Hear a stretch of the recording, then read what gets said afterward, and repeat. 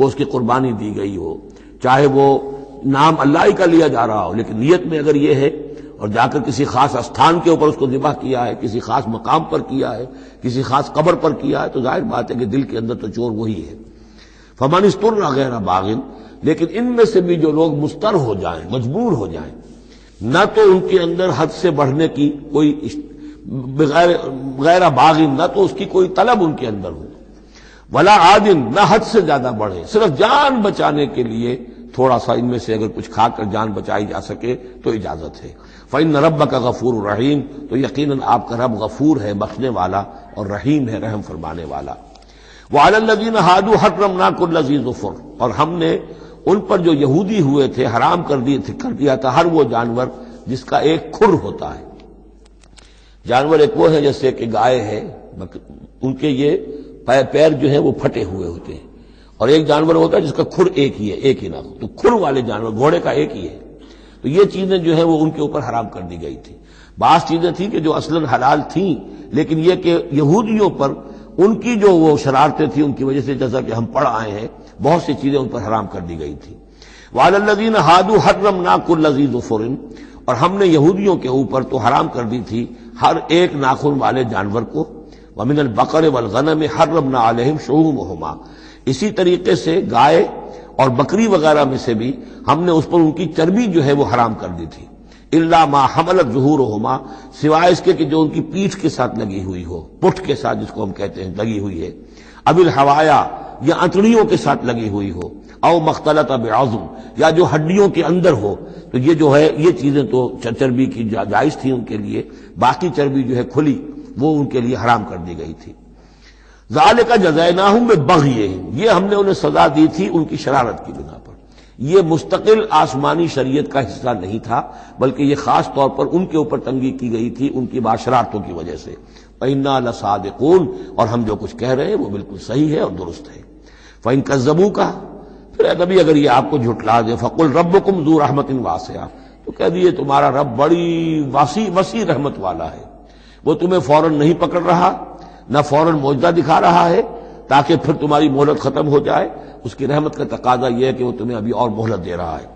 وَلَا يُرَدُّ بَأْسُهُ عَنِ الْقَوْمِ الْمُجْرِمِينَ، لیکن یہ کہ جب اس کی پکڑ آ جائے گی، اس کی سخت آ جائے گی، تو اس کو لوٹایا نہیں جا سکے گا مجرموں کی قوم سے۔ پھر جب وہ آ جائے گی بات، اِنَّ بَطْشَ رَبِّكَ لَشَدِيدٌ، پھر وہ بڑی سخت پکڑ ہوگی اور کوئی اس کا منہ پھیرنے والا نہیں ہوگا۔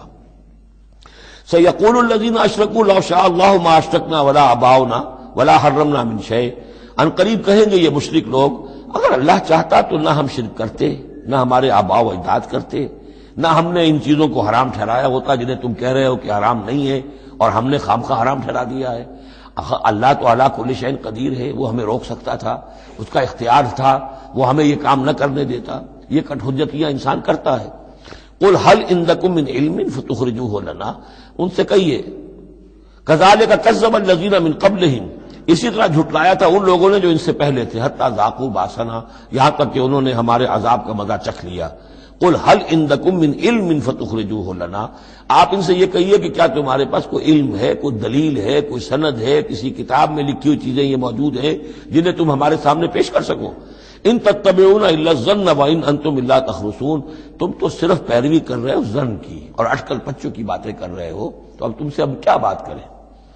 قل فللہ الحجۃ البالغہ، کہہ دیجئے تو اللہ کے حق میں ثابت ہو چکی ہے پوری حجت، اللہ تعالیٰ نے ہر طرح تم پر اتمام حجت کر دیا، تمہاری ہر بات کو رد کر دیا، معقول طریقے سے طرح سے تمہیں ہر بات سمجھا دی ہے۔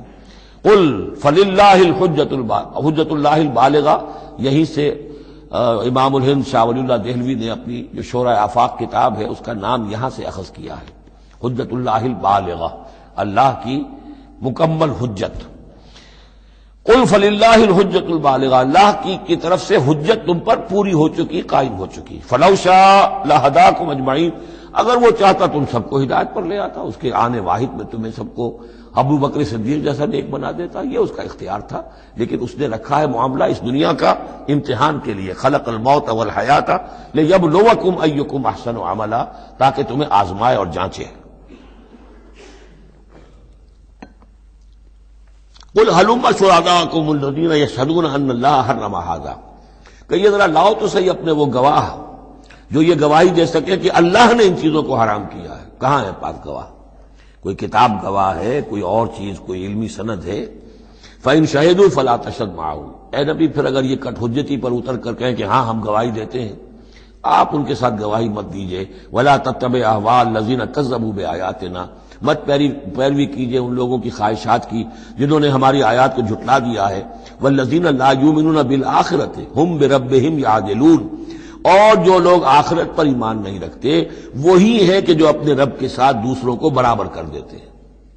یہ پہلی آیت جو تھی سورہ مبارکہ کی ثم الذین کفروا بربہم یعدلون، اسی پر وہ پہلی آیت ختم ہوئی تھی، اور یہاں 150ویں آیت میں پھر یہ لفظ آ گیا. یہ لوگ جو ہیں پھر بھی جو آخرت پر یقین نہیں رکھتے، جنہیں ڈر نہیں ہے اللہ کے حضور میں حاضری کا، وہ پھر جس کو چاہتے ہیں اللہ کے برابر کر دیتے ہیں. قل تعالوا اتل ما حرم ربکم علیکم. کہیے آؤ میں تمہیں بتاؤں کہ تمہارے رب نے تمہارے لیے کیا چیزیں حرام کی ہیں، کن چیزوں کو محترم ٹھہرایا ہے، کیا اس کے احکام ہیں. یہ اصل میں یوں سمجھیے کہ یہ خلاصہ ہے. ویسے یہی مضمون تفصیل سے آئے گا سورہ بنی اسرائیل میں، زیادہ تفصیل سے ہم وہاں گفتگو کریں گے، لیکن یہ کہ انہی کا جو سورہ بنی اسرائیل میں 2 رکوعوں میں آئی ہے بات، وہ یہاں پر 1 رکوع کے اندر اس کا خلاصہ ہے. لیکن معلوم ہو جاتا ہے کہ اصل دین کیا ہے. جیسے سورہ بقرہ میں جب میثاق لیا گیا بنی اسرائیل سے تو دین کی اصل بنیادیں آئیں، اسی طرح پھر سورہ نساء کے اندر وہ مقام آیا تھا کہ اصلی دین کیا ہے، دین کی اصل تعلیمات کیا ہیں. اب اس سے ذرا زیادہ وسیع پیمانے پر یہاں آ رہا ہے، اور سب سے زیادہ تفصیل سے اصل کن چیزوں کی اہمیت ہے دین میں وہ آئے گا آپ سورہ بنی اسرائیل کے 3 اور 4 رکوع میں. اسی کا یہ خلاصہ ہے. ما حرم ربکم علیکم، آؤ میں تمہیں بتاتا ہوں تمہارے رب نے کیا حرام کیا. تم نے یہ بکری حرام کی ہوئی ہے، یہ اونٹ حرام کیا ہوا ہے، یہ اس کو بت کے نام پر ہے، اس کا یہ فلاں ہے. یہ کوئی شے اللہ نے حرام نہیں کیا. آؤ میں بتاتا ہوں تمہیں اللہ نے کس شے کو حرام کیا ہے. اللہ تشرکوا بہ شیئا، نمبر 1 سب سے بڑی حرام شے، سب سے بڑی اس کی کا حکم پہلا تو یہ ہے اس کے ساتھ کسی شے کو شریک نہ ٹھہراؤ. نمبر 2 وبالوالدین احسانا، والدین کے ساتھ احسان. یہ تیسرا مقام آ گیا کہ حقوق اللہ کے فوراً بعد حقوق والدین کا تذکرہ ہے. ولا تقتلوا اولادکم من املاق، اور اپنی اولاد کو قتل نہ کرو تنگ دستی اور مفلسی کے خوف سے. ہمارا اپنا پیٹ نہیں بھر رہا، کیسے بھرے، کیسے پالیں ان کو. نحن نرزقکم وإیاہم، ہم تمہیں بھی رزق دیتے ہیں انہیں بھی دیں گے. نمبر 4 ولا تقربوا الفواحش ما ظهر منها وما بطن، اور دیکھو بے حیائی کے کاموں کے قریب بھی مت جاؤ، خواہ وہ خفیہ ہوں اور خواہ وہ اعلانیہ ہوں. ولا تقتلوا النفس التي حرم الله الا بالحق، اور مت قتل کرو اس جان کو جسے اللہ نے محترم ٹھہرایا ہے مگر حق کے ساتھ.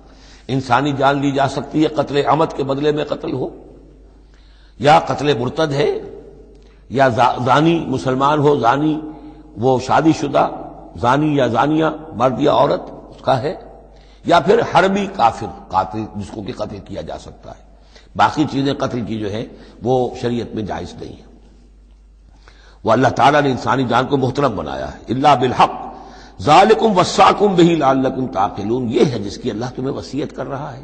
یہ ہے اصل چیزیں، یہ ہے بنیادیں، یہ دین کی، تمدن کی، اخلاق کی، تاکہ تم عقل سے کام لو. ولا تقربوا مال الیتیم الا بالتی احسن، دیکھو مال یتیم کے مال کے قریب مت پھٹکو مگر بہترین طریقے سے، احتیاط سے. اس کا مال ہڑپ نہیں کرنا ہے، اپنا ردی مال اس کے مال میں ڈال کر اور اس کا اچھا مال جو ہے نہیں لے لینا ہے. وہ سارے ہم پڑھ چکے ہیں، جو تفصیل آ چکی ہے. یہ تو مکی دور کی باتیں ہیں، مدنی دور میں بھی بات آ چکی ہے اس کی. حتیٰ یبلغ اشدہ، اس کے مال کی حفاظت کرو یہاں تک کہ وہ اپنی پوری بلوغت کو پہنچ جائے، سمجھ کو پہنچ جائے. وہ اوفوا الکیل والمیزان، جب ناپ کے دو تو پورا دو، جب تول کر دو تو پورا دو، بالقسط، عدل کے ساتھ، انصاف کے ساتھ. لا نکلف نفسا الا وسعها، ہم نہیں ذمہ دار ٹھہرائیں گے کسی بھی جان کو مگر اس کی وسعت کے مطابق. یعنی بغیر کسی ارادے کے کوئی کمی بیشی ہو جائے، آپ کا ارادہ نہیں ہے لیکن یہ کہ کہیں کوئی کمی ہو گئی ہے تو وہ بات دوسری ہے. ربنا لا تؤاخذنا ان نسینا او اخطانا، اگر ہم بھول گئے ہوں، چوک گئے ہوں تو ہم سے اے اللہ مؤاخذہ نہ کیجو. لیکن یہ کہ جان بوجھ کر، تو اگر ذرا سی یہ جو ہے ڈنڈی ماری ہے تو یہ بھی در حقیقت اس بات کا ثبوت ہے کہ تمہیں یا تو آخرت کا یقین نہیں ہے یا یہ یقین نہیں ہے کہ اللہ تمہیں دیکھ رہا ہے. ایمان کی نفی ہے ذرا سی جنبش کے اندر.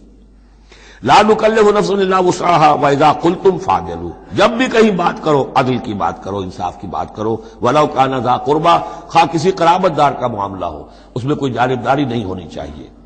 وبعہد اللہ